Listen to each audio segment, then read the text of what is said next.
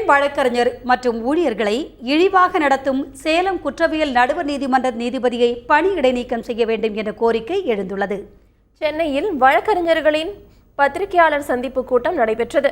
அப்போது பேசிய வழக்கறிஞர் தமயந்தி, சேலம் மாவட்ட குற்றவியல் நடுவர் நீதிபதி மோகன்தாஸ் பெண் ஊழியர்கள் மற்றும் வழக்கறிஞர்களை இழிவுபடுத்தி பேசுவதாக குறை கூறினார். இது தொடர்பாக சென்னை உயர்நீதிமன்ற பதிவாளரிடம் புகார் மனு அளித்துள்ளதாகவும் தமயந்தி தெரிவித்துள்ளார்.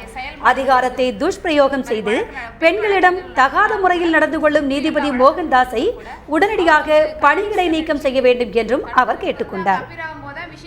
இவர் வழக்கு நடத்த விடாம தடுத்தும் கண்ணடிச்சு ஒரு மாதிரி பிஹேவ் பண்ணதும் ஒரு மாதிரி இரிட்டேஷனா இருந்துச்சு. அங்க எல்லா வழக்கறிஞர்களும் மத்தியிலும் தான் அந்த திறந்த நீதிமன்றத்தில் நடந்தது. இதனால நான் எனக்கு ரொம்ப அந்த வழக்கை நடத்த முடியாத அளவுக்கு சஃபர் ஆனேன். இதுக்கப்புறம் தான் அங்கே நீதிமன்ற ஊழியர்களிடமும் வழக்கறிஞர்களிடமும் விசாரணை செய்யும்போது இந்த மாதிரி விஷயம்லாம் தெரிஞ்சு, இந்த மாதிரி தொடர்ச்சியாகவே பெண்களை பாலியல் ரீதியான இது கொடுத்துட்ருக்காரு, வல்கரான ஆபாசமான வார்த்தைகளை பயன்படுத்திட்டு இருக்காரு அப்படின்னு இவர் மீது முழுமையாக நடவடிக்கை எடுத்து ஒன்று சஸ்பெண்ட் பண்ணும், முதல் பணியாக சஸ்பெண்ட் பண்ணும். இதுக்கு இவருக்கு உடந்தையாக இருக்கக்கூடிய ரெஜிஸ்ட்ரார் ஜெனரல், அப்புறம் போர்ட்ஃபோலியோ ஜட்ஜி தமிழ்வாணன், இவங்கள் மீதும் நடவடிக்கை எடுக்கணும் அப்படின்னு சொல்லிட்டு தான் எங்களுடைய கோரிக்கை.